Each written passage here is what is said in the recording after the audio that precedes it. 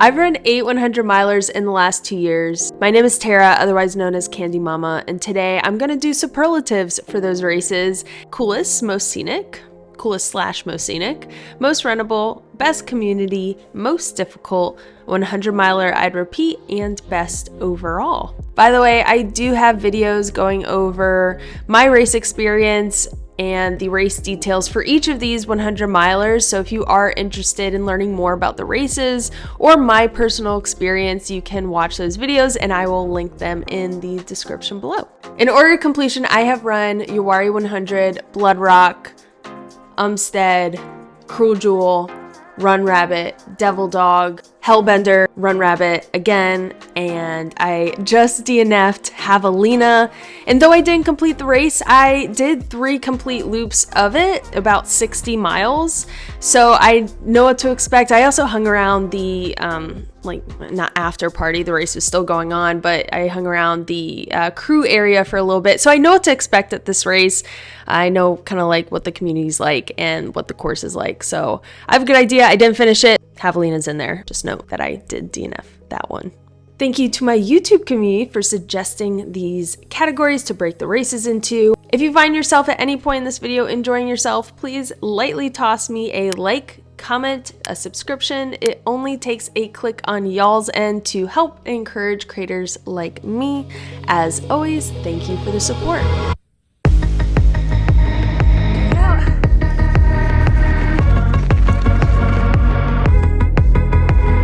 It is raining outside, so hopefully you don't hear that over the mic. And also, I have the most noisy chair in the entire house right now, so you might get a little background noise. I have done a variety of races ranging from mountainous 100s in Colorado to flat and fast 100s in the center of Raleigh, North Carolina. I've been some beautiful places and seen some incredible things. Nothing was quite as scenic and impressive as the Hellbender 100 miler in Old Fort, North Carolina. The mountains of North Carolina will always hold a special place in my heart. I was delighted to be going deep into the Black Mountains, run up and over the Blue Ridge Parkway multiple times, and climb Mount Mitchell, which is the highest point east of the Mississippi. Though mentally I had a bad race, I was still mesmerized by the beauty of the Southern Appalachian Mountains. It is a very tough course with 24,000 feet in gain and lots of technical terrain. But if you can do that, you'll be treated by some of the best views in North Carolina. So it is a no-brainer to give the coolest/most scenic race to Hellbender 100 miler. There are 3 races that come to mind when I think of runnable courses: Umstead, Devil Dog, and Javelina. But I'd have to give the most runnable course award to Umstead 100 in Raleigh, North Carolina. There's 2 reasons why I picked Umstead over Javelina.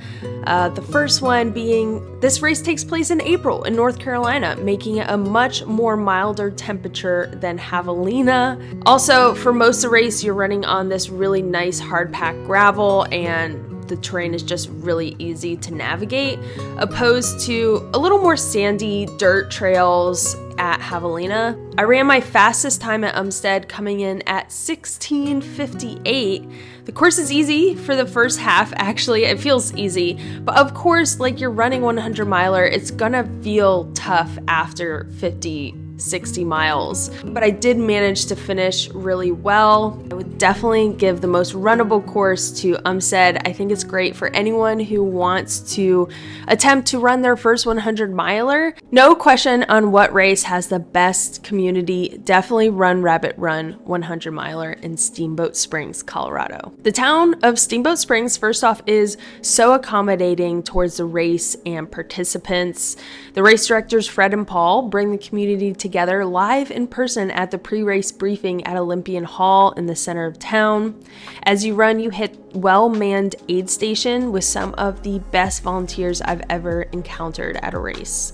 Once you've run through town, you hit the huge Olympian Hall aid station where the energy just reaches this incredible climax. They also have a post-race party and an award ceremony the next day. All are live and in person. Again, just more opportunities to mingle with the community. The last 2 years, I've had the best time at Run Rabbit Run.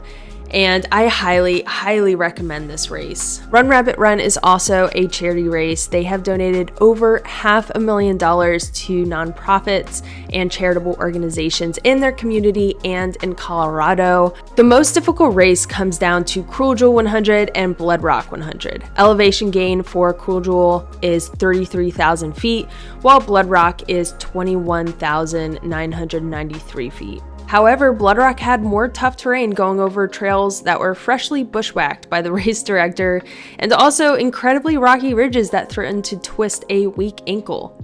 After finishing Cruel Jewel, I confidently said, "That's the hardest thing I've ever done," to the race director, and I meant it. The climbs were relentless and never ending. It seems throughout the race you were always going up, even though it's an out and back race. The Dragon Spine, otherwise known as the DRT or the Duncan Ridge Trail, is known as a challenging path, and you hit that twice. One of the toughest things about Cruel Jewel is that they add an extra 6 miles onto the course. There was no need for that. They have this out and back that you do. So you do, the whole course is an out and back, right? But during the way back, they have you go down this mountain, a literal mountain. They have you go down, I don't know how many miles. It had to be about 2 to 3 miles. So you go down this complete random offshoot, all the way down, and then you have to go all the way back up. And that adds 6 miles. They didn't have to put that in there, but they chose to. So it's a no-brainer that Cruel Jewel 100 is the toughest race I've ever done. Thanks to Stephanie Lynn 7319 for this question. She asks, what race would you repeat? I think that's a great question. I'd repeat all of them. But when a runner goes back a second time and attempts to do better at a course that they've previously done, it does show that they do much better. So I'd repeat any of these races just in order to see if I could beat my personal record on that specific course. But the one I would go back first, so there's 2, but the one I would go back to first would be Javelina 100. Mostly because I didn't finish it, and I feel like I have a lot of unfinished business there after running into the Cholla. If you want to know more about that story, again, I have a video linked going over that race experience.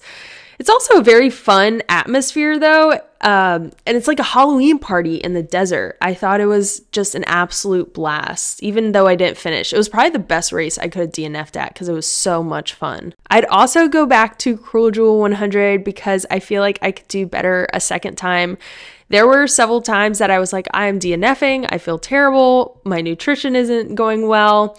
I sat on the side of the trail and I was just crying. I feel like with a better nutrition plan and proper expectations, I can do a lot better. So first I'm going to Javelina, and then right after that, I'm going to go run Cruel Jewel. So now I'm going to talk about the best overall race, and this brings back a really funny story my husband told me when he when he was in high school. They gave him the most best award. His school, the school that taught him English, they thought the most best award was good. That was a proper award. Anyways, the most best race overall would have to be Run Rabbit Run. No surprise there. I loved my Run Rabbit experience, my 2-time Run Rabbit experience. The course was gorgeous. The aid stations and volunteers were excellent. The community and the way the race is set up is so amazing. This is an easy answer. Even though everyone runs through the night, I think that it's an extremely neat experience and one not a lot of people get to do in Colorado.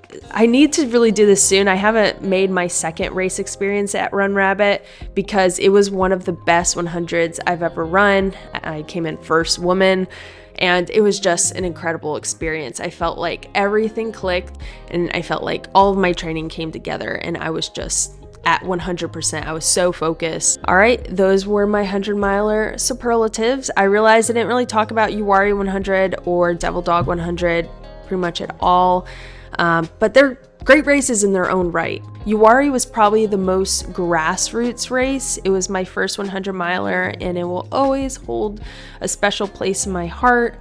Devil Dog 100 was a standard loop race just like Uwharrie and had a great history behind it. It was in the Quantico area, so it's easy to get to for most people on the East Coast, and it's sort of near Washington, D.C., which makes it easy for a lot of people to fly in and get to the course. I think it's a great starter trail 100. If you get an opportunity to run any of these races, I just highly recommend them. Some people want me to talk about my worst race experience or the worst race 100 miler that I've ever completed.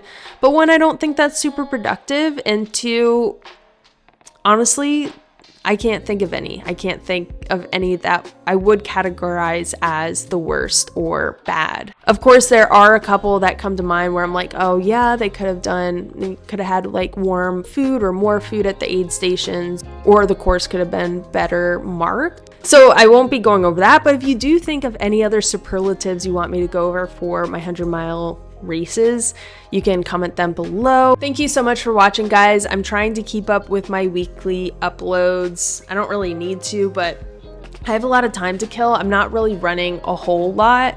I'm starting to ramp up my training because I just signed up for Black Canyon 100K, and my ankle sprain's a lot better from JFK, so my training will be ramping up more soon. So I've been trying to do these videos more often, get the mirrorless camera out and shoot something that looks really cool. If you did watch the very end, please comment an emoji of the beverage that you last consumed. That's all for right now. Thank you so much for watching, guys. I hope to see you in the next video.